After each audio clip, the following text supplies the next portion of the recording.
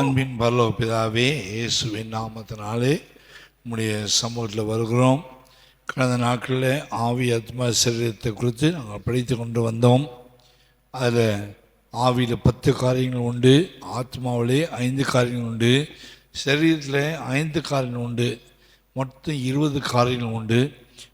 எல்லாமே சேர்ந்து ஏகமாய் மனுஷன் பாவம் செய்யும்போது ஏகமாய் கெட்டு போனதுனாலே தேவனோடு பிரிந்த மனுஷன் தேவனோடு இணைத்து மறுபடியுமாக அந்த எல்லாவற்றையும் பரிசுத்தப்படுத்தி ஜெயமுள்ளதாய் மாற்றி தேவனுக்கு பிரியமுள்ளதாய் மாற்றி கரை திரைப்படையற்ற மனவாட்டியை மாற்ற வேண்டும் என்பது நம்முடைய ஒரே நோக்கமாக இருக்கிறது. ஆகினால் மனிதனை பற்றியதான உபதேசத்தை குறித்து இந்த நாட்களில் படித்து கொண்டிருக்கிறோம். படித்து கொள்ளுகிற பாடங்களில் 5 காரியங்களை நாங்கள் படித்திருக்கிறோம். 1 சிந்தனை, 2வது சித்தம், 3வது அறிந்து கொள்ளுதல், 4வது புரிந்து கொள்ளுதல், 5வது ஞாபகம் என்ற 5 பகுதி, ஆவியில் இருக்கிற 5 பகுதியை படிச்சிருக்கோம். இன்றைக்கு 6வது பகுதியை நாங்கள் படிக்க இருக்கிறோம். அதை கற்றுக்கொள்ள வேண்டிய ஞானத்தையும் விவேகத்தையும் கிருபையும் தேவன் கொடுக்க முடியாது ஜெபிக்கிறோம். இயேசுவின் நாமத்தில் வேண்டிக் கொள்கிறோம் பிதாவே. கர்த்தருடைய பரிசுத்த நாமத்துக்கு மகிமை உண்டாவதாக. 1 தெசலோனிக்கேயர் புஸ்தகம் 5ஆம் அதிகாரம் 23, 24 ஆகிய வசனங்களை நாம் வாசிப்போம். சமாதானத்தின் தேவன் தாமே உங்களை முற்றிலும் பரிசுத்தமாக்குவாராக. உங்கள் ஆவி, ஆத்மா, சரீரம் முழுவதும் நம்முடைய கர்த்தராகிய இயேசு கிறிஸ்து வரும்போது குற்றமற்றதாய் காக்கப்படுவதாக, குற்றமற்றதாய் இருக்கும்படி காக்கப்படுவதாக. உங்களை அழைக்கிறவர் உண்மையுள்ளவர், அவர் அப்படியே செய்வார். கர்த்தருடைய பரிசுத்த நாமத்துக்கு மகிமை உண்டாவதாக. இதில் 5 பேர் இதில் சேர்ந்து கிரியை செய்கிறாங்க. 1 சமாதான தேவன், பிதாவாகிய தேவன், அவருக்கு பேர் சமாதானத்தின் தேவன், அதில் கிரியை செய்கிறார். 2வது ஒரு பரிசுத்த ஆவியானவர் பரிசுத்தமாக்குற வேலையை நமக்குள்ளே செய்கிறார். ஆகினால் பரிசுத்த ஆவியானவர் மணவாளனுக்கு ஏற்ற மணவாட்டியை உருவாக்குற வேலையை செய்கிறதுனால மகிமை அடைந்து மறுபடுகிற வேலையை ஆவியானவர் செய்வதனால ஆவியானவர் இல்லாமல் மணவாட்டியை ஜோடிக்க முடியாது. அங்கே ஆவியானவரும் இந்த வசந்த பரிசுத்தமாக்குற வேலையில் ஆவியானவரும் இருக்கிறார். 3வது யாருக்காக பரிசுத்தப்படுத்துகிறார் சொன்னால், யார் எதற்காக பரிசுத்தப்படுத்துகிறார் சொன்னால், குமாரனா இயேசு ஏற்கனவே ஜெயம் எடுத்து மணவாளனாக போய் உட்கார்ந்துருக்கார். அவர் பக்கத்தில் கொண்டு போய் நம்மை மணவாட்டியை உட்கார வைப்பதற்காக தான் பரிசுத்தமாக்கிறார். அப்பொழுது 3வது நபர் அங்கே இருக்காங்க, கர்த்தராகிய இயேசு கிறிஸ்து மணவாளன், அவர் பக்கத்தில் உட்கார போகிற மணவாட்டி. இந்த மணவாட்டிக்கு, இந்த ஆடுகளை போல் சபைக்கு வர மணவாட்டிக்கு இந்த மணவாளனை பற்றியும் இந்த பரிசுத்த ஆவியானவரை பற்றியும் இந்த சமாதான தேவத்தை பற்றி கற்றுக் கொடுப்பதற்கு கர்த்தர் அப்போஸ்தலர்கள், தீர்க்கதரிசிகள், சுவிசேஷகர்கள், மேய்ப்பர்கள் போதர்களை ஏற்படுத்தி சபையை சீர்படுத்தி சபைக்குள்ள அந்த செம்மறி ஆளுகளுக்குள்ள அந்த தெய்வீக ஞானத்தையும் தெய்வீக கிருபையும் தெய்வீக வரங்களையும் தெய்வீக தாளங்களையும் கொடுத்து அந்த ஆவியானவருடைய கிரியை விசுவாசிகளுக்குள்ளே நடைபெற்ற பிறகு அவர்களை மனவாட்டி மாறுவதற்கு உங்களுக்கு உதவி செய்கிறதுக்கு எங்களை போல ஊழியர்களை கர்த்தர் வச்சிருக்கார். நாங்கள் அதிகாரிகள் அல்ல, நாங்கள் சகாயம் பண்ண முடியாது வந்திருக்கிறோம். சிலவேளை நாங்கள் கடிந்து கொள்ளும்போது சோர்ந்து போகாதீங்க, உங்களுக்கு ஹெல்ப்பு தான் பண்ணுறோம். ஒரு குழந்தை போய் நெருப்பில் கை வைக்க போதுன்னு வைக்காதுன்னு சத்தம் போட்டான், அந்த குழந்தை கை போயிடும் பயந்து தான் அந்த தாயின் தகப்பன்னு சத்தம் போடுவாங்க. சத்தம் போடுறதுனாலையோ இல்லை ஒழுங்குபடுத்துறதுனாலையோ உங்களுக்கு நாங்கள் அதிகாரிகள் இல்லை, நாங்கள் உங்களுக்கு சகாயராக இருக்கிறோம். ஸோ வசனத்தின் மூலமாக நாங்கள் சகாயம் பண்ணுகிறோம். தேவ வார்த்தையை உங்களுக்கு அனுப்புகிறோம். கர்த்தர் கொடுத்த வார்த்தையை கொண்டு வந்து உங்களுக்கு கொடுக்குறோம். ஞான சாதனை நடத்துகிறோம், பரிசுத்த ஆவிகள் நடத்துகிறோம். ஸோ இங்கே யார் முக்கியமான பிதாவாகிய தேவன் இருக்கிறாரு, பரிசுத்த ஆவியானவர் இருக்கிறாரு. ஒரு மணவாளனாகிய இயேசுக்காக நாம் ஆயத்தப்படுகிறோம். ஆயத்தப்படுறதுக்கு உதவி செய்கிற, சகாயம் பண்ணுகிற ஊழியக்காரங்க இருக்காங்க. சகாயம் பண்ணுற ஊழியக்காரங்க இருக்காங்க. சகாயத்தை பெற்றுக்கொள்கிற நீங்கள் விசுவாசிகளும் இருக்கிறீங்க. இதில் யார் பெரியவர் சொன்னால் இயேசு தான் சபைக்கு தலை.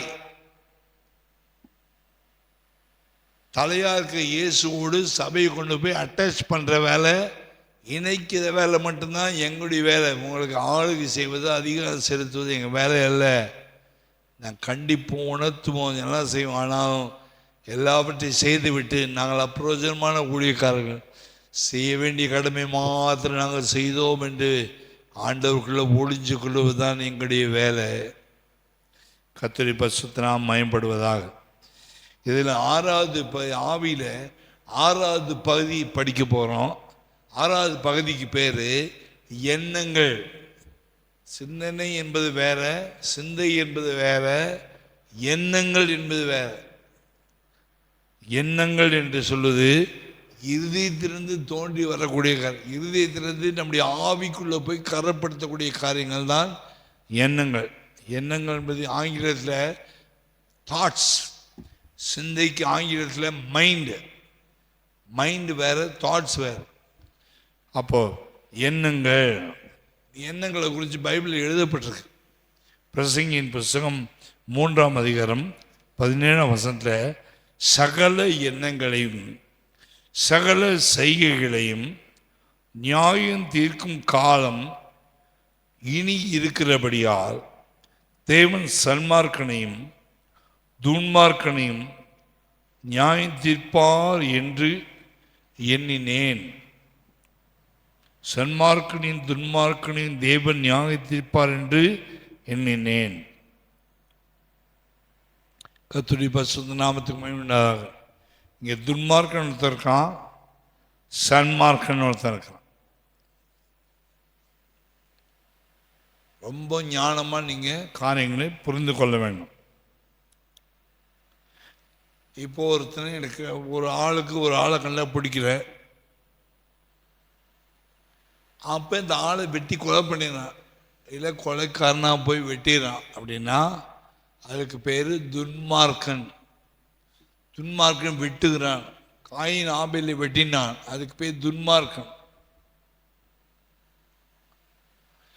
துன்மார்க்கன் பரியாசம், இஸ்மாயில் பரியாசம் பண்ணினான், துன்மார்க்கன். ஸோ துன்மார்க்கன் என்பது டைரக்டாக பாவத்தை செய்வாங்க. ஒரு வெட்டுவாங்க, ஒரு கொலை பண்ணுவாங்க. அது ஒரு கொலை தான். ஜெயிலுக்கு போய் வந்து திருந்தி வாழ்கிறவனு உண்டு. ஆனால் துன்மார்க்கம் வெட்டிட்டான். ஆனால் கொலை பண்ணலை, இன்னொரு மனுஷன் கொலை பண்ணலை. ஆனால் இருதயத்தில் என்ன செய்யறான், 10 பேரை பகைக்கிறான், 10 பேரை இருதயத்தில் வெறுக்கிறான், கஷ்டப்பு வச்சிருக்கான், வைராக்கியம் வச்சிருக்கான், ஈகோ வச்சிருக்கான். அதுக்கு பேர் பகை. 10 பேர் பகைச்சா பைபிள் சொல்லுது, தன் சகோதரனை பகைக்கிறவன் மனுஷ கொலைபாதகன். ஸோ துன்மார்க்கன் ஒரு ஆளை வெட்டுறான், துன்மார்க்கன் ஒரு ஆளை வெட்டுறான். ஆனால் சன்மார்க்கன் சோத்ராண்டவரே கத்தாவே கத்தாவே கத்தாவேன்றான். அல்லேலூயா அல்லேலூயா அல்லேலூயா, glory to Jesus. ஆனால் உள்ளத்தின் ஆழத்தில் 15 பேரை பயக்கிறான். ஆனால் அல்லேலூயா சொல்கிறான், ஆமீன் சொல்கிறான். இந்த 15 பேர் பகைக்கிறான் பார்த்தீங்களா, இது 15 கொலைக்கு சமம். இவன் எண்ணத்தில் கொலை செய்கிறான், அவன் கத்திட்டு வெட்டான். இப்போ ஒரு கொலை பண்ணவன் துன்மார்க்கன், ரசிக்கப்படாதவன், அவன் துன்மார்க்கன். இவன் சன்மார்க்கன். இவன் 15 பேர் ஒரு பக்கம் ஆண்டவரையும் கூப்பிட்றான், ஒரு பக்கம் மனசையும் பகைக்கிறான், டபுள் வேஷம் போடுறான், மாயமானம் பண்ணுறான், பகை வச்சுக்கிறான், பிரிவினை உண்டு பண்ணுறான். கர்த்தர் அருவருக்கிற 7 காரியங்கள் என்று சொல்லி நீதிமன்றம் 6ஆம் அதிகாரத்தில் வாசிக்கிறோம். அவ்வளோத்தையும் செய்கிறான். செய்யிட்டு ஹல்லேலூயா சோத்திராண்டவரே, க்ளோரி க்ளோரி க்ளோரி, ஹல்லேலூயா, என்ன க்ளோரி, என்ன ஹல்லேலூயா, ஓரை ஏமாத்துற ஹல்லேலூயா. எத்தனை பேர் போட்டு கொடுக்குறான், எத்தனை பேருக்கு பிரிவினை உண்டு பண்ணுறான், எத்தனை பேர்கிட்ட எக்ஸ்ட்ரா ஃபிட்டிங் பண்ணி சொல்லி அவன் நல்ல பேர் வாங்கிக்கிறான். அவனால் பரிசுத்தமாக நினைக்கிறான். கிடையாது.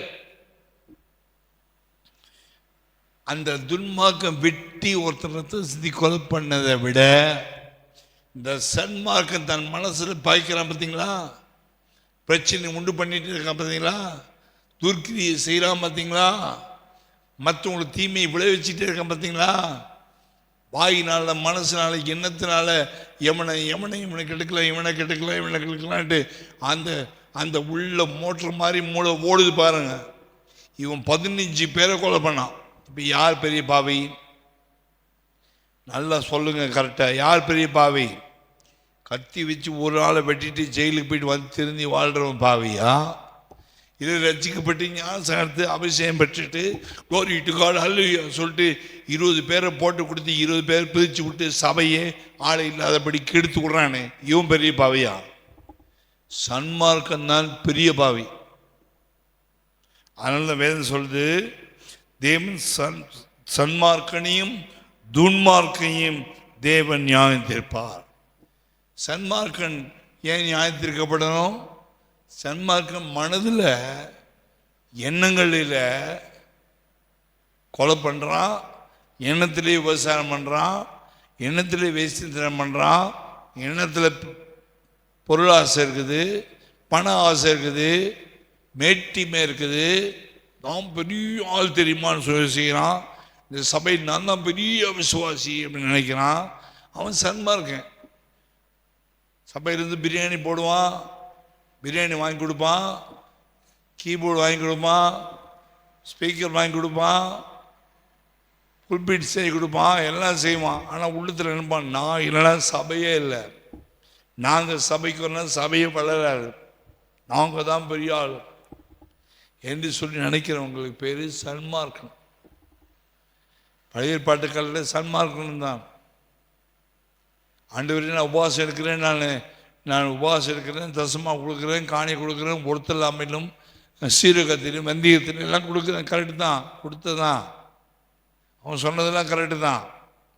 ஆனால் இவனை மாதிரி நான் இல்லை, அவன் மோசமானவன், பக்கத்தில் ஆயக்காரன் சரியில்லை, மோசமான சொன்னால் மனசில் இங்கே சோத்திர ஆண்டவரே நான் தசமாக கொடுக்குறான் அப்படி இப்படின்னு சொல்கிறான். பக்கத்தில் போய் ஏழை மனுஷன் நெஞ்சில் வச்சு அழுகுறானே, அவன் நல்லவன் இல்லை மோசமானவன்ட்டு மனதில் அவனுடைய எண்ணம் பாருங்கள் எப்படி போகுது. நான் அவனை விட பரிசுத்தவான், அங்கேயே போச்சு. தேவனுடைய பிள்ளைகள் ரொம்ப ஞானமாக எண்ணங்களிலே இருக்கணும். மேட்டிமையான எண்ணம் வந்தால் நேபுகாத்நேச்சார் கதையாயிடும்.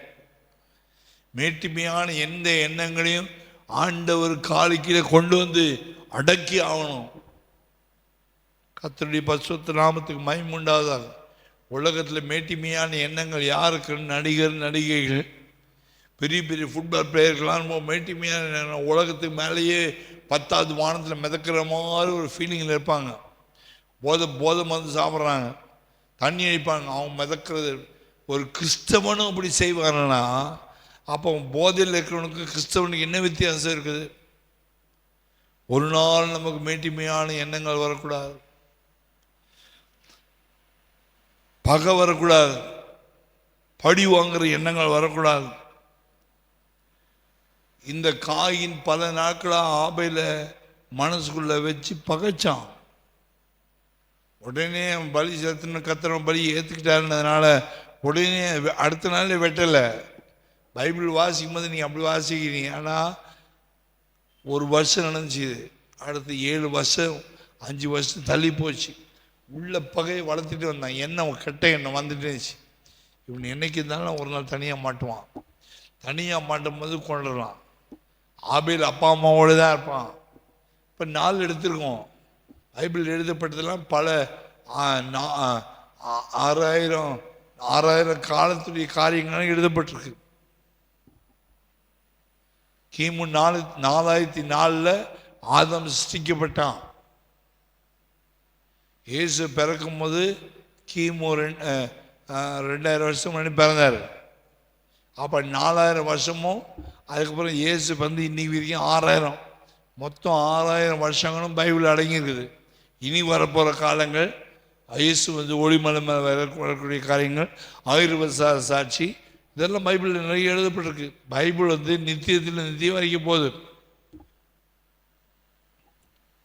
அதனால் ஒரு நாள் இருந்துச்சு இல்லை, பல நாட்கள், பல ஆண்டுகள், பல வருஷங்கள். அன்னைக்கு கேலண்டரை கண்டுபிடிக்காத காலங்கள். காயின் பல நாட்கள் பார்க்கும் போதெல்லாம் ஒரு மாதிரி பார்ப்பான். கண்டே தெரியும் பார்க்க, எண்ணங்களில் பார்க்க கண்ணில் தெரியும். முறைச்சி பார்ப்பான், அம்மா ஏற்றி ஏறிக்கி பார்ப்பான், சாஞ்சி பார்ப்பான். இவன் நல்லாவே இருக்கானே, இவனை விட்டு வைக்கக்கூடாது, இவனை விட்டு வச்சா நம்மளை மிஞ்சிடுவான். ஏற்றி இறக்கி பார்க்க. சவுலுக்கு அந்த ஆவி இருந்துச்சு. தாவீது நன்மை செய்தான், ஏற்றி இறக்கி பார்த்தேன், காய்மகாரமாய் பார்த்தேன். என்னைக்காவது ஒரு நாள் முடிச்சிடுவேன். ஈசாயின் குமாரன் தாவீது என் கையால் தான் உனக்கு சாவு. 2 பேரும் அபிஷேகம் பெற்றவன் தான். அவனும் அபிஷேகம் பெற்ற, இவனும் அபிஷேகம் பெற்றவன் தான். அவனும் கத்தரை தான் தொட்டார், இவனையும் தொட்டது கத்தர் தான். ஆனால் தாவீது அப்படி இல்லை. சவுலை கொல்றதுக்கு வாய்ப்பு கிடைச்சப்போ கூட அவன் கொல்லவில்லை. அப்போ சவுலே சொல்கிறான், நீ என்னை காட்டி நீதிமான்ட்டு. சவுலே சத்துருவை பற்றி, தான் பகைத்த சத்துருவை பற்றி தாவீது, நீ என்னை விட நீதிமான். சன்மார்க்கன் கர்த்தரை அறிஞ்சவன் தான், ஐஸ்வர்யவான் கர்த்தரை அறிஞ்சவன் தான், லாசரு கர்த்தரை அறிஞ்சவன் தான். ஐஸ்வர்யவான் என்ன நினைச்சானா, எனக்கு கர்த்தரை ஆசீர்வதிச்சிருக்காருன்னு நல்லா இருக்கேன். லாசருவா அவனை கர்த்தர் சபிச்சிட்டாரு, அதனால தான் பிச்சை எடுத்து தான் அவன் சாவணும்னு நினச்சிட்டு அவன் சாப்பாடு கூட போட மாட்டான். அவனு சன்மார்க்கன். சன்மார்க்கனையும் துன்மார்க்கனையும் கர்த்தர் நியாயம் தீர்ப்பார். நான் கொலை செஞ்சாதான், நான் அது கொலை செஞ்சுட்டா துன்மார்க்கன். அது ரட்சிக்கப்படாதவங்க கொலை செய்வாங்க. ரட்சிக்கப்பட்ட பாவிகள் என்ன செய்வாங்க, ரட்சிக்கப்பட்ட பிறகு, இயேசு ரத்தத்தினால் கழுவப்பட்ட பிறகு, மீட்கப்பட்ட பிறகு, ஞானஸ்நானத்த பிறகு, அபிஷேகத்தை பெற்ற பிறகு, அந்நியமாக பேசின பிறகு மனதிலேயே பாவம் செய்வார்கள். எண்ணங்களில் வர பாவம், எண்ணங்களில் வரக்கூடிய பாவங்கள் எல்லாம் இருதயத்தில் ஒரு கசப்பாக, வெறுப்பாக, வைராக்கியமாய் மாறி உன் கூட பிறந்த சகோதரனை ஒரு நாள் கொல்லும்.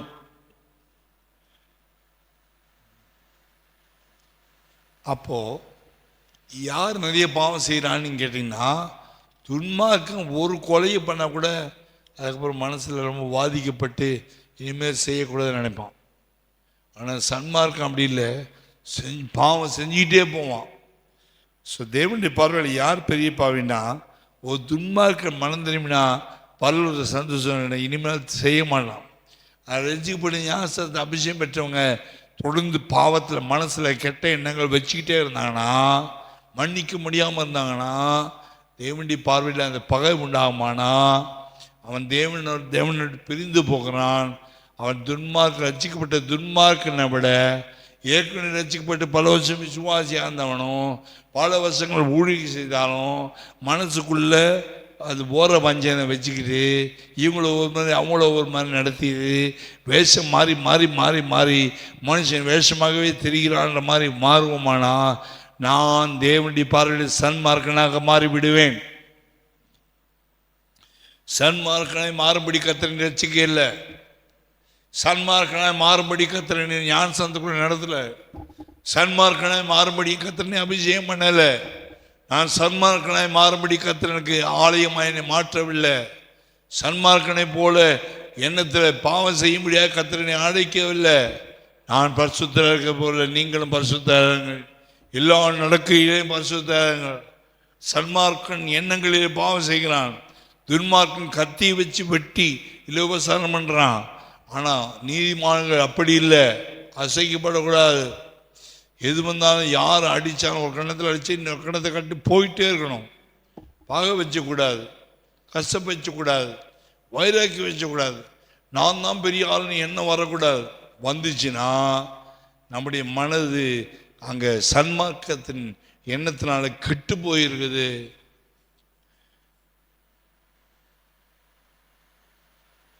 சன்மார்க்கனை பார்த்தா உலகம் அவனை பார்த்தாங்க, ஐயோ நல்ல ஆளுங்க அவர் நல்ல ஆள், அந்த சகோதரி நல்லவங்க தான் சன்மார்க்கனை பார்த்தா சொல்லும். துன்மார்க்கனை பார்த்து பாவி திருடன் கொலைக்காரன்ட்டு ஜெயிலுக்கு போயிட்டு வந்தான்னு சொல்லணும். உலகம் என்ன செய்யும்? சன்மார்க்கனை போற்றும். ஆனால் சன்மார்க்கம் ஒரே சமயத்தில் பல பேரை கொள்றான். துன்மார்க்கம் ஒருத்தனை வெட்டினான், சன்மார்க்கம் மனசில் பலரை வெட்டுறான், பலரோடு விவசாயம் பண்ணுறான், பலரோடு துன்மார்க்கமான காரியம் செய்கிறான். அவனுடைய பாவங்கள் தேவனுடைய பார்வையில் அப்படி நிற்குது. கிரினா கத்தி வச்சு பெற்றான், இவன் மனதினால் பெற்றான். பலரை கொள்ளுகிறபடினால சன்மார்க்கம் செய்கிற பாவம்னா துன்மார்க்கம் செய்கிற பாவத்தை விட பெரிதாக இருக்கிறது. ஆகினால் நம்முடைய கிரியில வச்சு கத்த அங்கே நியாயத்திற்கலையா வேதம் சொல்லுது. பிரசங்கி 3:17 சகல எண்ணங்களையும், அப்புறம் கிரி செய்கை. ஸோ எண்ணங்களை சொல்லிட்டு தான் செய்கைகள் சொல்லு. எண்ணங்கள் நியாயத்திற்கப்படுகிறது. அப்போ எண்ணங்கள் 2 பகுதி இருக்குது, நல்ல எண்ணங்கள், தீய எண்ணங்கள். பிரசங்கி 3:17 நான் உங்களுக்கு வாசிக்கிறேன். பிரசங்கி 3:17 எண்ணங்கள் 2 பகுதி இருக்குதுன்னு சொன்னேன். சகல எண்ணங்களையும் சகல செய்கைகளையும் நியாயத்திருக்கிற காலம். சன்மார்க்கன் துன்மார்க்கன் நியாயத்திருப்பார். அப்படின்னா நல்ல எண்ணங்களை கர்த்தர் நியாயத்திருக்க மாட்டார், தீய எண்ணங்களை கர்த்தர் நியாயத்திருப்பார். 2 பகுதி உண்டு. அப்போ ஜெய்ஜீவியம் எப்படி ஆரம்பிக்கும்னு சொன்னால், ஒரு சின்ன கெட்ட எண்ணம் வரும்போதே இயேசுவின் நாமத்தினால் அந்த கெட்ட எண்ணத்தை கர்த்தருக்கு ஒப்பு கொடுத்து நம்ம அழுது மண்டாடி காலில் போட்டு அந்த கெட்ட எண்ணத்தை இயேசுவின் காலிக்கிட்ட கொண்டு வந்து சிறைப்படுத்தி நசுக்கி சாம்பலாக்கி விடுவோமா, எரித்து சாம்பலாக்கி ஜீவ வழியாக ஒப்பு கொடுப்போமானால் ஒரு கெட்ட எண்ணம் கிறிஸ்தவனுக்கு வராமல் தன்னை பாதுகாத்து கொள்ளலாம். 2 கொரிந்தியர் 10:5 சொல்றாரு, எந்த எண்ணங்களையும் கிறிஸ்துவுக்கு சிறைப்பிடிக்கிறவர்களாக இருக்கிறோம். மேட்டிமையான எந்த எண்ணம் வந்தாலும், தீமையான எண்ணம் வந்தாலும், ரசிக்கப்பட்ட பிறகு ஞானஸ்நானத்த பிறகு அவசியம் பெற்ற பிறகு பிசாசு நம்ம கெட்ட எண்ணங்களையோ அசுத்தமான எண்ணங்களையோ மற்ற பயக்கிற மாதிரி எண்ணங்களையோ பழி வாங்குற எண்ணங்களையோ ஒருவேளை பிசாசு கொண்டு வருவானால் நல்ல விசுவாசியும் நல்ல ஊழியக்காரர்களாக இருப்பாங்க. என்ன செய்வாங்கன்னா, இரவில் தூங்க மாட்டாங்க. என் எண்ணம் கெட்டு போச்சு ஆண்டவர், என் மனசு கெட்டு போச்சு ஆண்டவர், இன்னைக்கு ராத்திரியெல்லாம் அழுவாங்க, ராத்திரி முழுசும் அழுவாங்க, கதறுவாங்க, கண்ணீர் சிந்துவாங்க. அந்த எண்ணங்களெல்லாம் பிடிச்சி எடுத்து கொண்டு கிறிஸ்து இயேசுக்குள்ளே கொண்டு வந்து கீழ்ப்படுத்தி சிறைப்படுத்தி முடித்த பிறகு தான் அடுத்த ஊழிய செய்வாங்க. இல்லாட்ட ஊழிய செய்ய முடியாது. ஊழிய செய்யலாம், அதுக்கு பிரதிபலன் இருக்காது. ஸோ எண்ணத்தில் ஆரம்பிக்கிறது தான் பாவத்தில் போய் முடியும். எண்ணங்களை அடித்து உடைச்சிட்டோன்னா பாவம் வராது வாழ்க்கையில். எண்ணத்தில் விழுந்து போனால் பாவத்தில் போய் விழுவாங்க. என்ன பிசாசன் கூடுமானால் தெரிந்து கொள்ளப்பட்டுள்ள வஞ்சிக்கிற காலம் இது, கடைசி காலம். அவன் ரகசிய வருகை சீக்கிரமாக இருக்குது. அதுக்கு முன்னாடி அநேகரை தன் பக்கமாக பிசாசு கொண்டு போன அவன் ட்ரை பண்ணான். ஒரு பக்கம் ஆண்டவர் தன் பக்கமாக இருக்கணும், அவர் எல்லா விதமான வசனங்களையும் அனுப்புகிறார். இன்னைக்கு ராத்திரி வேலை கர்த்தரோடு பேசுகிறார், உன் எண்ணங்களை மாற்று, எண்ணங்கள் கர்த்தர் பக்கமாக திரும்பட்டும். மனுஷன் இன்னைக்கு இருப்பான், நாளைக்கு போயிடுவான். அவன் மேலே பகை வச்சுக்காத, கசப்பு வச்சுக்காத, வைராக்கி வச்சுக்காத, யாரையும் கொலை செய்யாத, மனுஷன் கொலைபாதனாக இருக்காத, மாற்று. கர்த்தரையே பற்றி கொள்ளுகிற ஒரு மனது உனக்கு வரட்டும். ஏசாயா 26 வாசிக்கும் போது ஆண்டவர் சொல்ற, அங்கே இயேசுமே பற்றி கொண்டிருக்கிற மனதை உடையவன் உண்மையை நம்பி இருக்கிறபடியால் பூர்ண சமாதானத்தினவனை அவனுக்கு சமாதானம் இருக்கும். ஒருத்தர் கத்தர் மேலே பற்றுதலாக இருப்பான்னா, அவன் மனசு கத்தரை பிடிச்சிட்டு இருப்பானா, அவன் எண்ணங்கள் ஏசு ஏசு ஏசு ஏசு ஏசு நினச்சிட்டே இருக்கமானா, அடுத்தவன் என்ன செய்யணுன்றது அவன் கவனிக்க மாட்டான். அவன் மைண்டே இயேசுவில், அவனுடைய எண்ணங்கள்லாம் இயேசுவார், எண்ணமெல்லாம் இயேசுவாக இருப்பார். எண்ணமெல்லாம் தாட்ஸ் எல்லாம் ஆண்டவர் இயேசு பரலோகம் அந்த தாட்டில் இருக்கும்போது நம்ம டிஸ்டர்ப் பண்ணக்கூடிய போத்திபாருடைய மனைவி போல ஆக்க வந்தால் கூட நம்முடைய மனது கெட்டு போகாது, பாவத்துக்கு ஒப்பு கொடுக்க மாட்டோம். கர்த்தருடைய பரிசுத்த நாமத்துக்கு மகிமை உண்டாவதாக. ரோமர் 6:11 வாசிக்கும் போது, பாவத்துக்கு மரித்தவர்களாக நாம் எண்ணிக்கொள்ள வேண்டும்.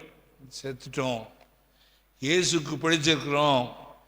முன்னாடி இந்த அவயங்கள் அநீதிக்கு அவயங்களாக ரசிக்கப்படுறதுக்கு முன்னாடி இதே கை கால் கண் மூக்கு தூப்பு கரணை போட்டு கோயிலை சுற்றி வந்தோம், ஆடு வெட்டி காவு கொடுத்தோம், பாவம் செஞ்சோம், அக்கிரமம் செஞ்சோம், இதெல்லாம் பண்ணி அநியாயங்களை அநீதியான காரியங்களை இந்த உடம்புல செஞ்சோம்.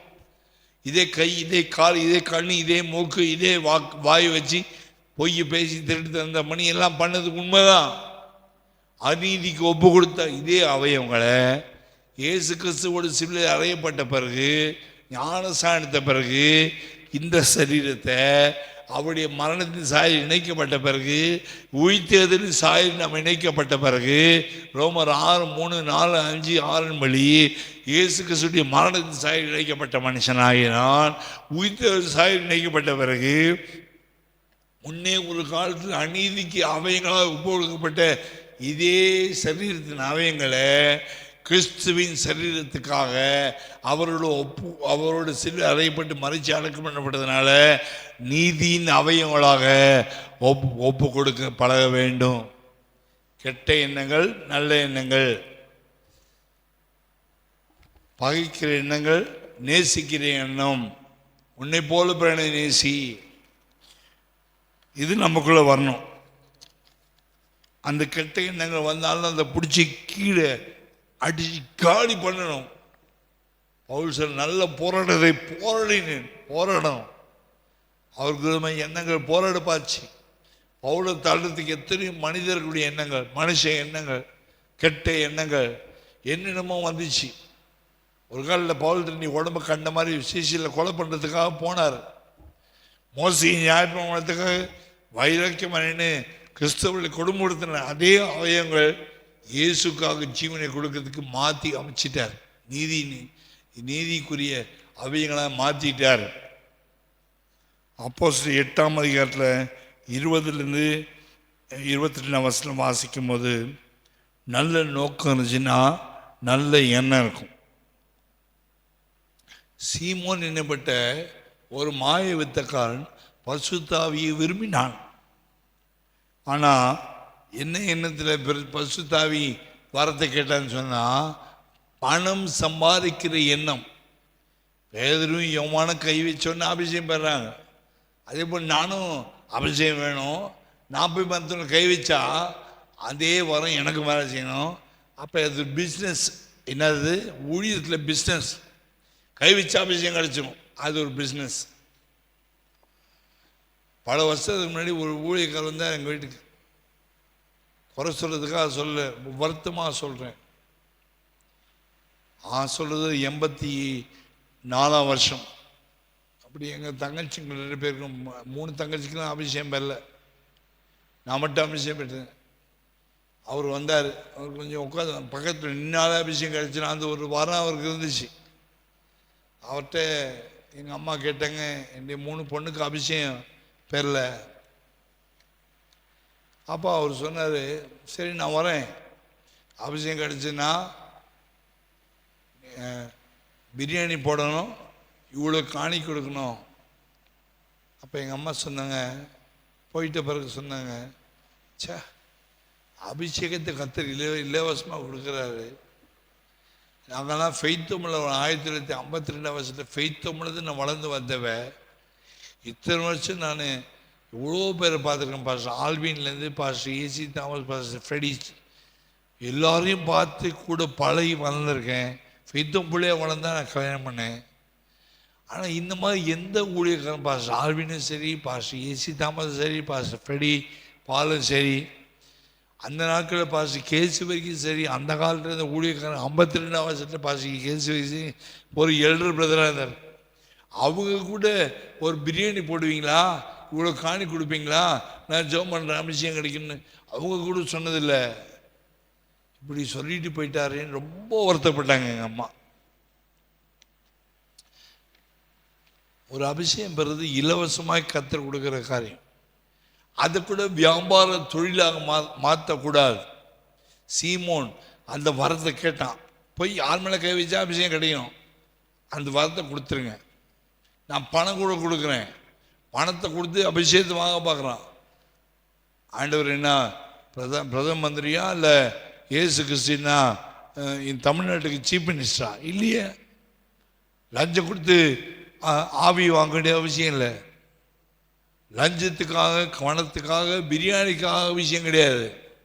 ஒரு ஆத்துமா தேவனுடைய ஆலயமாக மாறி, அது தேவனுடைய பிள்ளையாக மாறி, ஆவியோடு உண்மையோடு தொழுது கொண்டு கர்த்தருடைய வருகை போகிறதுக்கு தான் அபிஷேகத்தை ஜெபம் பண்ணி வாங்கி கொடுக்குறோமே ஒழிய, உங்களுடைய பணத்துக்காகவோ பொருளுக்காகவோ இல்லை உங்களுடைய பிரியாணிக்காகவோ நாங்கள் அபிஷேகம் ஆராதனை நடத்துறது கிடையாது. எவ்வளோ பேருங்க அபிஷேகம் பெற்றிருக்காங்க, சாதாரண கூட்டத்தில் அபிஷேகம் பெற்றிருக்காங்க, சின்ன ஜபத்தில் அபிஷேகம் பெற்றிருக்காங்க. இவ்வளோ பேர் அபிஷேகம், இங்கே இருக்க அத்தனை பேர் அபிஷேகம் தான். ஒருத்தர்கிட்ட 10 ரூபாய் 1 ரூபாய் வாங்கினதில்லை. எந்த அளவுக்கு கிறிஸ்துவம் 1987 இவ்வளோ மோசமான நிலைமைக்கு போயிருக்கு என்பதை அப்போவே பார்த்தாச்சு. எண்ணங்கள், சீமோனி எண்ணங்கள் சரியில்லை. ஆகினால அவனை பேதுரு அவனுடைய எண்ணம் தப்பு என்று சொல்லி அவனை கடிந்து கொள்ளுகிறான். அப்போ 8ஆம் அதிகாரத்தில் 20-22 வாசித்து பார்த்தீங்கன்னா புரிஞ்சுக்கணும். சமாரியால் ஊழியம் செய்யும் போது இந்த காரியம் நடந்தது.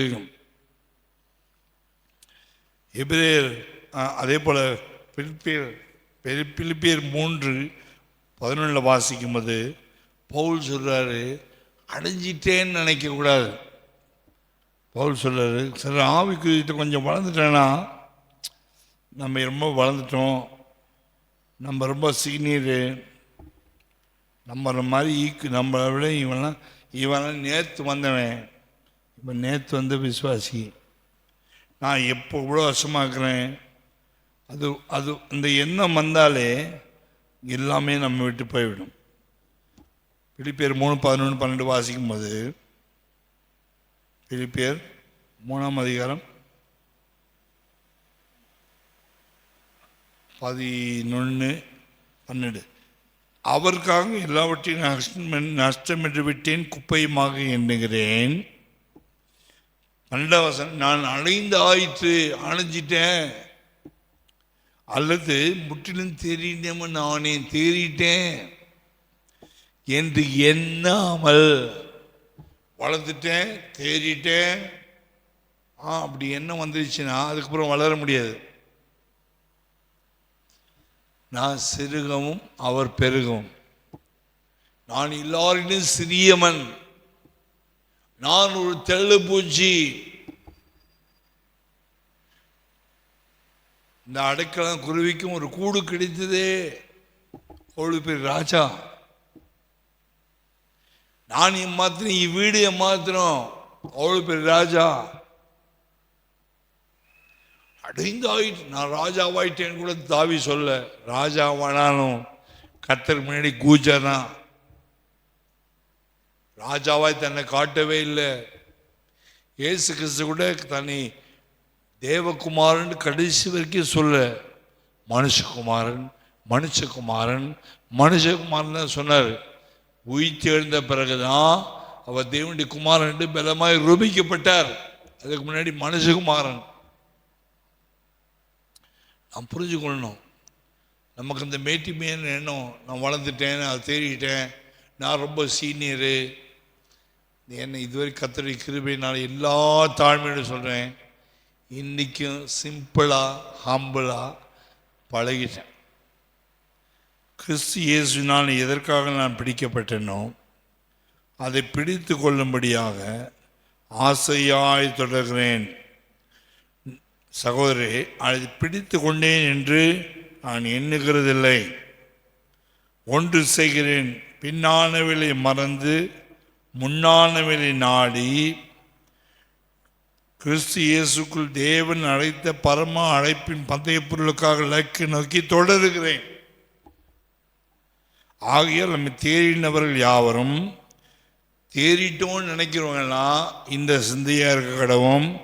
எந்த காரியத்தினாலாவது நீங்கள் வேறு சிந்தையாக இருந்தால் அதையும் தேவன் உங்களுக்கு வெளிப்படுத்துவார். வெளிப்பேர் 3ஆம் அதிகாரத்தில் தெளிவாக எழுதுகிறார்.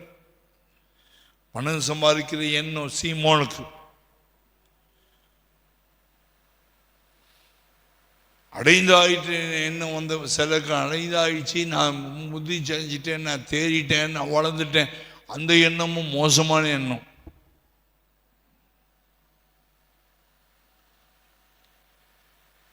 நீங்கள் சூரியனை மேலே அண்ணாந்து பார்த்தீங்கன்னா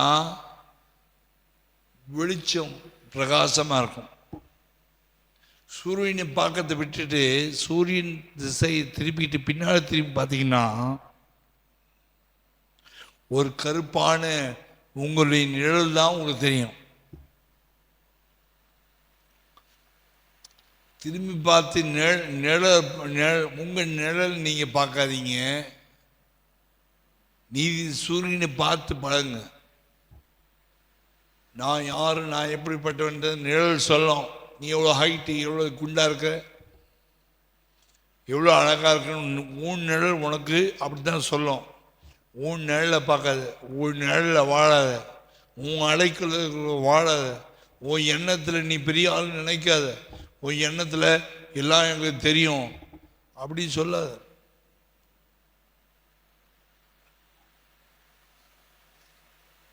நம்ம சொல்லக்கூடாது. அடைந்தாயிட்டு தெரிட்டேன்னு சொல்லக்கூடாது. ஆண்டவரே தாழ்த்துறேன்ப்பா, வெறுமையாக்குறேன்ப்பா, ஒப்பு கொடுக்குறேன்ப்பா, இன்னும் மாற்றுங்கப்பா, இன்னும் மாற்றுங்கப்பா. இயேசு வர வரைக்கும் வந்து சொல்லணும். தெரிட்டேன்னு நினச்சிட்டோன்னா முடிஞ்சிச்சு கதை. அதுக்கப்புறம் வளர்ச்சி இல்லை, வளர்ச்சி கிடையாது. வரங்க கிரியை செய்ய. பாக்கிய 4:2 சொல்ற, கர்த்தருக்கு பயந்த உங்கள் மேல் நீதியின் சூரியன் உதிக்கும். நீ கர்த்தருக்கு பயந்து பயந்து நடப்பாயனா உனக்கு முன்னாடி சூரியன் உதிக்கும். நீ உன்னையே திரும்பி பார்த்து, நான் இப்படி ஜெபிச்சேன், நான் அப்படி வேதம் வாசித்தேன், நான் அவ்வளோ உபாசம், அதையே நீ பார்த்துட்டு இருப்பீன்னா பின்னாடி பார்த்தீங்கன்னா உன் நிழல் தான் தெரியும். நான் அப்படி இருக்கணும்.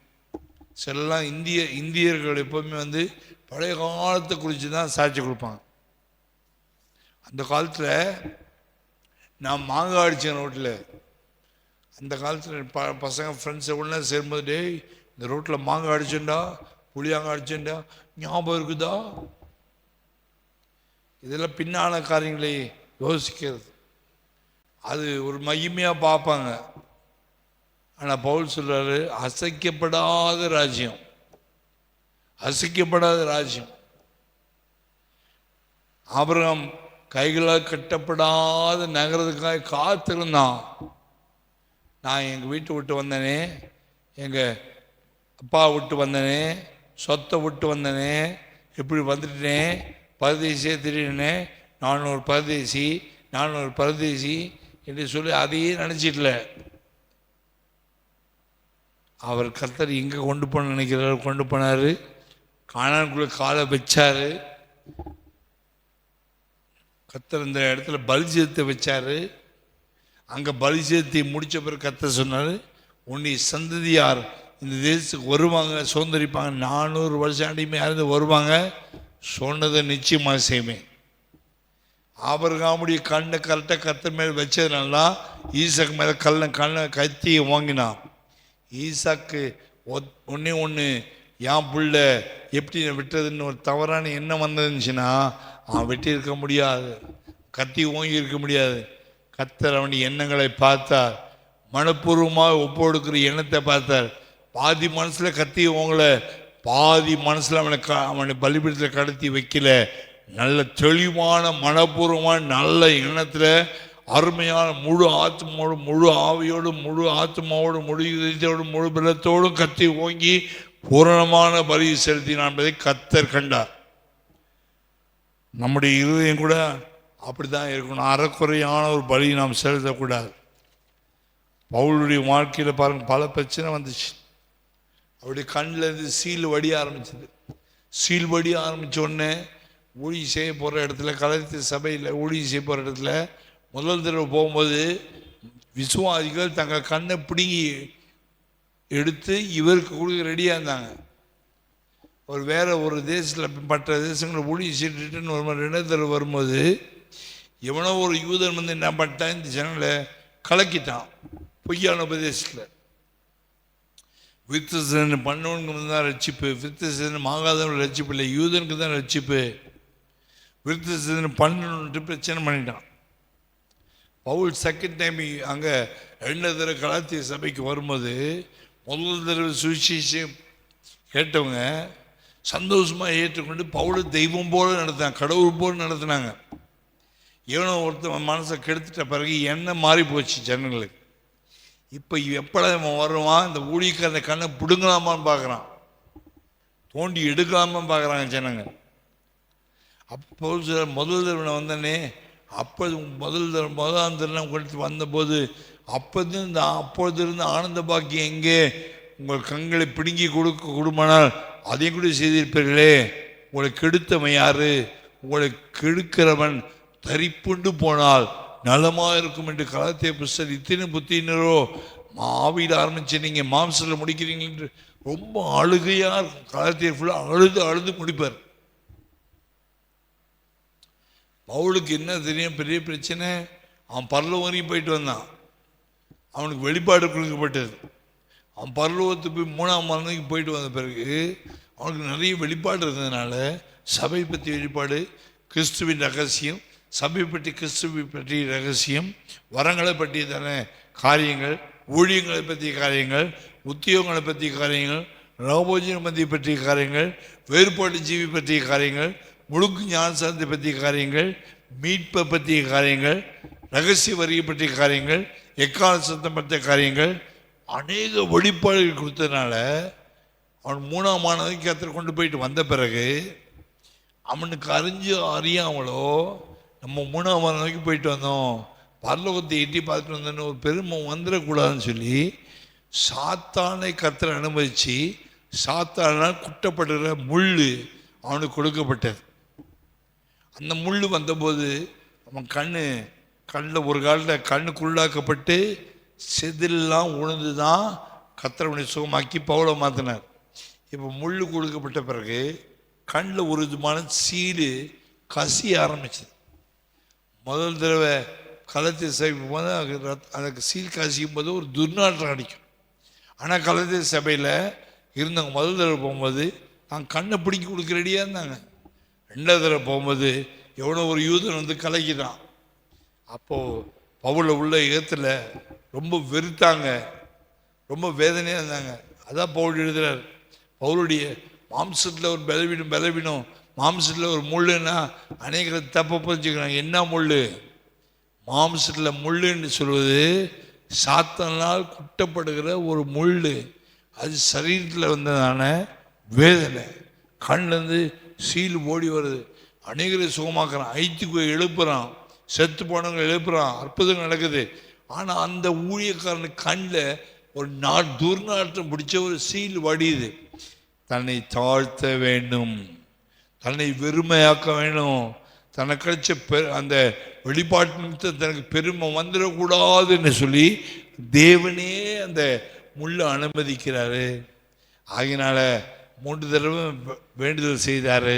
கடைசியில் கர்த்தர் சொன்னார், அது இருக்கட்டும்ப்பா, அது உண்மை மேன்மை பாராட்ட, உன்னை நீயே மேன்மை பாராட்டாதபடிக்கு அது சாத்தானால் குட்டப்படுற முள், என் கிருபை உனக்கு போதும், பலவீனத்தில் என் பலன் பூரணமாக விளங்குன்னு சொன்னதை வச்சு அவர் என்ன சொல்றேன்னா, நான் இப்பொழுது அந்த பலவீனங்களிலே மேன்மை பாராட்டுகிறேன்.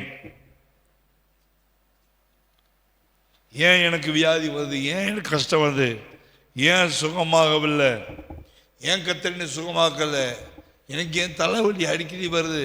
நல்லதுன்னா ஊழியம் செய்யணும், நல்லது ஜெபிக்கிறேன், யாருக்கு தீமை நினைக்கலையே, பாவம் செய்யலையே, 10 கட்டளையே உடைக்கலையே, யாரையும் பாய்க்கலையே, கரெக்டாக தான் இருக்கிறேன், என்ன எதுக்காக ஆண்டவர் இப்படி பண்ணிட்டாரு?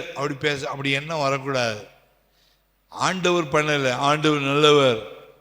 ஆண்டவரே பவுலை டைரக்டாக அடிக்கிற சாத்தானுக்கு அனுமதி தான் கொடுத்தாரு, பெர்மிஷன் கொடுத்தாரு. ஆனால் கர்த்தர் என்ன சொன்னா, அந்த மாதிரி பலவீனம், சுகவீனம், வேதனை என்னை கர்த்தர் இவ்வளோ பலவீனமாகிட்டு நான் எப்படி ஊழியம் செய்கிறது, எப்படி ஜெபிக்கிறது, எப்படி முட்டி போடுறது, எப்படி அழுகிறது, எனக்கே ரொம்ப வீக்கி நினைக்காதீங்க. உன்னுடைய பலவீனத்திலே தான் அவருடைய பலம் விளங்கும் என்று வேதம் சொல்லுது. கிருபை இறங்கும் போது உன்னுடைய பலவீனத்தின் எண்ணங்கள் போய்விடும். நான் பலவீன எண்ணங்கள் போய்விடும். கிருபை இறங்கும் பொழுது உன்னுடைய பலவீனத்திலே கண்ட சீல் வடிகிற அந்த பலவீனத்திலே அதிகமான வெளிப்பாடுகள் கர்த்தர் போல கொடுத்து, பிலிப்பி பட்டணத்தில் ஜெயிலில் போட்ட போது பிலிப்பி பட்டணத்துக்கு ஜெயிலில் நின்றுட்டு சீல் ஒழுகிற கண்ணை வச்சு 3 நிருபங்கள் எழுதுகிறார். அப்ப கிருபைக்கு உட்பட்டிருந்தால் பாவம் நம்மளை என்ன செய்யாது, தீமையான எண்ணங்கள் நம்மை மேற்கொள்ள மாட்டாது. ரோமர் 6:14 நாம கிருபைக்கு கீழ்பட்டிருப்போமானா, 1000 பலவீனம் இருந்தாலும் 1000 கஷ்டங்கள் இருந்தாலும் கிருபைக்கு கீழே நம்ம வைத்திருப்போமானால் பாவனம் மேற்கொள்ளாது. யோவான் 10ஆம் அதிகாரம் 10ஆம் வசனத்தில் இயேசு சொன்னார், திருடன் திருடவும் கொல்லவும் அழிக்கவும் வருகிறான். அப்போ எண்ணத்தை கெடுக்கிறவன் யாரு? தேவனை பற்றி நல்ல எண்ணங்களை கெடுக்கிறவன் யாரு? யோபு தன் எண்ணங்கள் கர்த்தர் மீது நல்லா வச்சதுனால்தான் கர்த்தர் கொடுத்தார், கர்த்தர் எடுத்தார். கர்த்தர் நன்மை பெற்ற நாம் ஏன் தீமை அனுபவிக்க கூடாது? அவன் ஒரு காலத்திலும் தன்னுடைய வாயினால ஆண்டவரை தூசிக்கல, பாவம் செய்யவும் இல்லை. அவனுடைய வாயில சுத்தமா இருந்தான், உத்தமனா இருந்தான். அவன் சன்மார்க்கணுமா இருந்தான், உத்தமனா இருந்தான். நம்மளை போல ரசிக்கப்படல, ஞானஸ்தானங்களை கல்வாரியை பார்க்கல. நோவாவுக்கு முன்னாடி உள்ள காலத்தில் வாழ்ந்தவன், ஆதாம் உயிரோடு நாட்களில் வாழ்ந்தவன் தான் யோபு. அவளும் சன்மார்க்கனா இருந்தான், அவளு உத்தமனா இருந்தான், நீதிமானன் தான், பொல்லாப்பை விட்டு விலகிறவன் தான். ஆண்டவரை பற்றி அவனுக்கு மனசுல கெட்ட எண்ணம் வரவே இல்லை. அப்படிப்பட்டவன் கிருபைக்கு கீழே, இயேசு கிறிஸ்துவுடைய கிருபை கீழே வராதவனுக்கே அவ்வளோ வைராக்கியம், ஆண்டவர் மேல உள்ள வெறி. ஆண்டவர் பேரை நான் தூசிக்க மாட்டேன், ஆண்டவர் குறை சொல்ல மாட்டேன் இருக்குமானா, இன்னைக்கு நான் கிருபை பெற்ற நாம், கல்வாரியை பார்த்து நாம் ரட்சிக்கப்பட்ட நாம், நமக்கு ஒரு சோதனை வரும்போது, ஒரு போராட்டம் வரும்போது, தேவனே ஒரு சோதனை அனுபவிக்கும் போது நாம் ஆண்டவரை கேள்வி கேட்கலாமா? பிசாசு திருடன், அவன் திருடவும் கொல்லவும் அழிக்கவும் வருகிறான் என்று எப்படியாவது கர்த்தரை பற்றி நல்ல எண்ணத்தை உடைக்கணும். கர்த்தரை தேடக்கூடாது, ஜெபிக்கக்கூடாது, பாடக்கூடாது, கர்த்தரை மேம்படுத்தக்கூடாது, பிரசங்கம் பண்ணக்கூடாது, ஊழியம் செய்யக்கூடாது. நீ பார்த்தியா எவ்வளோ பலவீனமாக இருக்க, பார்த்தியா ரொம்ப வீக்காக இருக்க, பார்த்தியா நீ ஒன்றும் செய்ய முடியாது, பார்த்தியா? இதெல்லாம் பிசாசு எண்ணங்களை கொண்டு டிஸ்டர்ப் பண்ணுவான். ஒரு நாள் நான் பலவீனம் ஊழியத்தில் சொன்னதே இல்லை. பயங்கரமான காய்ச்சல் அடிச்சு மேலே அப்படி மலையில தூக்கி போட்டே இருக்கும். சர்ச்சு டைம் ஆச்சுன்னா அந்த காய்ச்சலோடு இறங்கி அப்படியே மெசேஜ் கொடுத்துருக்கேன்.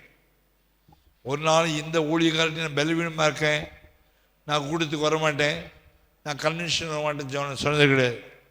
அந்த காலத்துலேருந்து 1999 பல கன்வென்ஷன், 80 கன்வென்ஷன் கிட்டத்தட்ட பேசியிருக்கேன். எவ்வளோ பலவீனங்கள் இருக்குது.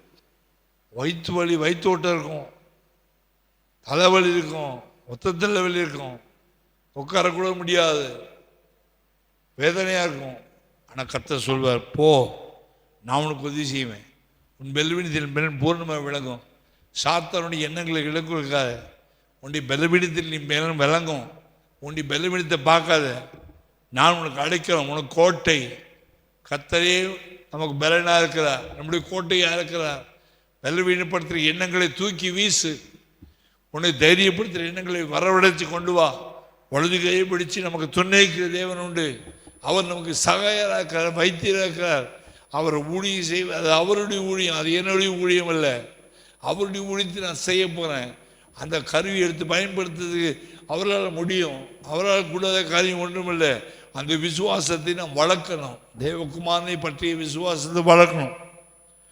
பிசாசு சொல்லுவான், நீ ரொம்ப வீக்கு, நீ ஜெபிக்க, ஜெபம் நடத்தாத, நீங்க பிரசங்கம் பண்ணாத, நீங்க போகாத, அங்கே போகாத. போடா போடாத பிசாசு, போட நாயே. நானோ அவைக்கு ஜீவன் உண்டாக்கும், அந்த ஜீவன் பரிபூர்ணப்பட வந்தேன்னு சொன்னார். என் கிருபை உனக்கு போதும். யோவான் 14ஆம் அதிகாரத்தில் முதல் 3 வருஷத்தில் வாசிக்கும் போது, உங்கள் இருதயம் கலங்காத இருப்பதாக, என்னிடத்தில் விசுவாசமாக இருங்கள், தேவனிடத்தில் விசுவாசமாக இருங்கள். நான் போய் உங்களுக்கு ஒரு சரத்தை ஆயத்தம் பண்ண போகிறேன். என் பிதா வீட்டில் அநேக வாசல்கள் உண்டு, அப்படி இல்லாததுன்னு நான் உங்களுக்கு சொல்லியிருப்பேன். ஆயத்தம் பண்ணி திரும்பி நான் வந்து இங்கே இருக்கணும், அங்கே நீங்களும் இருக்கும்படியாக உங்களை இன்னும் சேர்த்துக்கொள்வேன். இவ்வளோ அருமையாக பேசுகிறது. இந்த மாதிரி எண்ணங்கள் நமக்குள்ளே இருக்குமானா நம்ம பலவீனத்தை பற்றி பேச மாட்டோம், மற்றவர்களை குறித்து பேச மாட்டோம், மற்றவர்களை குறித்து குறையாக எண்ண மாட்டோம், நம்முடைய பின்னாடி காரியங்களை யோசிக்க மாட்டோம், முன்னான வேலை நாடுவோம். 1 Peter 2:24 சொல்லுது, அப்படி தழுமில்லாத குணமானீர்கள். நம்முடைய எண்ணங்கள் எப்படியோ எண்ணம் போல வாழ்க்கை. எண்ணம் ஸ்ட்ராங்காக இருந்துச்சுன்னா, நம்முடைய தாட்ஸ் ஸ்ட்ராங்காக இருந்துச்சுன்னா.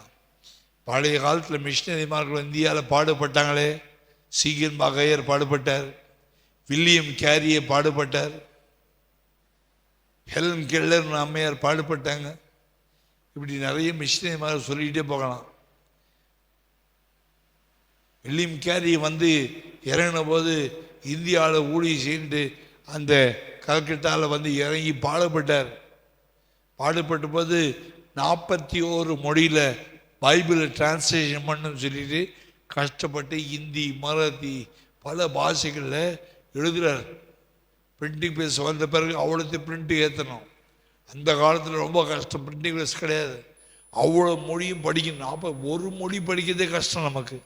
41 மொழி படித்து 41 மொழிகளில் கைப்பட எழுதி முழு பைபிளையும் 41 மொழிகளில் எழுதி வில்லியம் கேரி என்ற மிஷினரி பாடுபட்டார்.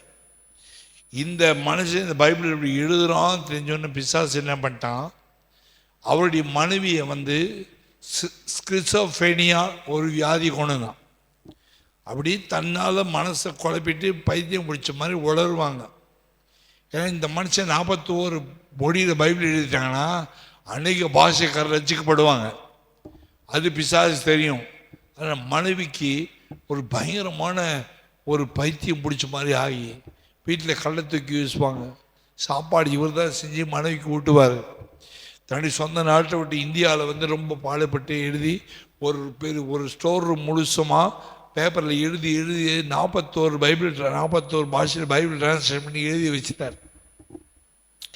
ஒரு நாள் வெளியே ஊழித்து இப்படி போயிட்டு வரலான்னு போயிட்டு வந்தார். இது பிரிண்டிங் மிஷின் வர்ற வரைக்கும் பத்திரமா வச்சுருந்தார். என்ன நினச்சான்னு தெரியல, திடீர்னு அவங்க மனைவிக்குள்ளே பாருங்கள் எப்படி பிசாசு கிரி செய்கிறமா உழித்து வருமா. மனைவி ஒரு தீயை கொளுத்தி அந்த ரூம்குள்ளே போட்டாங்க. அது ரூம்குள்ளே போடல. கிட்டத்தட்ட 25 வருஷம் கஷ்டப்பட்டு எழுதின அத்தனை வேலையும் தீரை பற்றி எரிஞ்சு போயிடுச்சு. வீட்டுக்கு திரும்பி வந்தார். அவங்க மனைவி பார்த்து ஒரு வார்த்தையும் அவர் சொல்லலை. அந்த ரூமை பார்த்து பல நாட்கள் கண்ணீரோடு அழுதார். போனது போச்சு. நம்முடைய மறுபடியும் வேலை புதுசாக தொடங்காண்டு அதிக வயசான நாட்கள் உட்காந்து மறுபடியும் 41 மொழிகளில் மொழிபெயர்த்து பல ராத்திரி போல கண்ணீர் சிந்தி பலவீனப்பட்டு வியாதிப்பட்டு மொழிபெயர்த்து முடித்த பிறகு தான் அப்படி மனைவி இறந்தாங்க. அதுக்கப்புறம் எழுதி முடித்த பிறகு அந்த பிரிண்டிங் ப்ரெஸ்ஸில் அது அத்தனையும் அவர் டிரான்ஸ்லேஷன் பண்ண மொழிகளில் தான் 41 மொழிகள், இந்தி, மராத்தி, ஒரியா, இதெல்லாம் அவர் தான் பண்ணுது. நாம் என்ன செஞ்சுட்டு இயேசுக்காக மனைவி சித்தாங்க. கடைசியில் பயங்கரமான வியாதிப்பட்டு மறிச்சு போயிட்டார். உன் பலவீனத்தில் என் பலன் பூர்ணமாக விளங்கும். மிஷினரிமார்கள் தன்னுடைய பலவீனத்தை பார்க்கல, தன்னுடைய கஷ்டத்தை பார்க்கல, தங்களுடைய சரீரத்தை பார்க்கல, தங்களுடைய சொகுசை பார்க்கல, நேரத்துக்கு டைமுக்கு ஆகாரம் கிடைக்குமா காப்பி கிடைக்குமான்னு பார்க்கல. உட்காந்தாங்க, எழுதுனாங்க. 41 மொழி. ஒரு பைபிள் ஒரு தமிழில் காப்பி அடித்து எழுத சொல்லுங்கள், நம்ம ஆட்கள் எழுத மாட்டாங்க. தமிழில் இருக்கிறதே அப்படி காப்பி அடிங்கடா, அடித்தா காப்பி அடிங்க, எழுத மாட்டாங்க. ஒரு மொழியில், கிரேக்க மொழியிலேருந்து 41 மொழிக்கு கைப்படை எழுதுறது எவ்வளோ வலி, எவ்வளோ ஸ்ட்ரெஸ்ஸு, எவ்வளோ பெயின், எவ்வளோ தியாகம். அவங்கெல்லாம் ஒப்பிட்டு பார்க்கும்போது நம்முடைய தியாகம் மிகவும் நான் ரொம்ப குறைவாக இருக்கும். அதனால் ஒன்று பலவீனத்தை பார்க்காதே, பலவீனத்தில் என் பலன் பூரணமாக விளங்கும். பலவீனத்தின் எண்ணங்களை இயேசுவின் கால்கில போட்டு எண்ணங்களில் நாம் ஜெயம் எடுப்போமானா, கர்த்தராகிய இயேசு கிறிஸ்து வெளிப்படும் போது அவரோடு கூட பாடுபட்டால் அவரோடு கூட மகிமையிலே பங்கடைவோம். கர்த்தர் நமக்கு உதவி செய்வாராக. ஜெபம் பண்ணுவோம். அன்பின் பரலோக பிதாவே, இந்த நாட்களே நாங்கள் படித்த 6வது பாகமாகிய எண்ணங்கள் ஆண்டவே சன்மார்க்கணி துன்மார்க்கணி நியாய தீர்ப்பா, நாங்கள் எங்கள் எண்ணங்களிலே கூட பாவம் வராதபடிக்கு,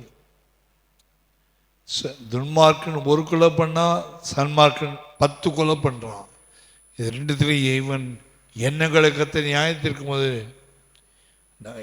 அநேகர் ரசிக்கப்பட்டவங்க, அநேக ரசிக்கப்பட்டவர்கள், அபிஷேகம் பெற்றவங்க கூட நீ வரும்போது நியாய தீர்ப்பில் பங்கடைய வேண்டியதாக இருக்கும். அதனால் எங்கள் எண்ணங்களை உறுதிப்படுத்தும், ஸ்திரப்படுத்தும், எங்கள் எண்ணங்களை பலப்படுத்தும், காத்து கொள்ளும். கிறிஸ்து இயேசுக்குள் எங்களை சிறப்படுத்தி பலப்படுத்தி நிலைநிறுத்தி காத்து கொள்ள முடியாது. நாங்கள் செபிக்கிறோம் ஆண்டவரே. இந்த நாளில் நீ பேசின வார்த்தைக்கு முன்பாக நாங்கள் நடுங்குகிறோம். உன்னுடைய வசனம் நியாயத்திற்கும் ஆண்டவர் ஜாக்கிரதையாய் இருந்து பயத்தோடு இருந்து எங்கள் எண்ணங்கள் பரிசுத்தமுள்ளதாய், தேவனுக்கு பிரியமுள்ளதாய், தேவனுக்கு ஏற்றதாகவும் ஜெயமுள்ளதாகவும் காணப்பட தேவன் தாமே உதவி செய்ய முடியாது ஜெபிக்கிறோம். இயேசுவின் நாமத்தில் வேண்டிக் கொள்கிறோம் நல்ல பிதாவே, ஆமென்.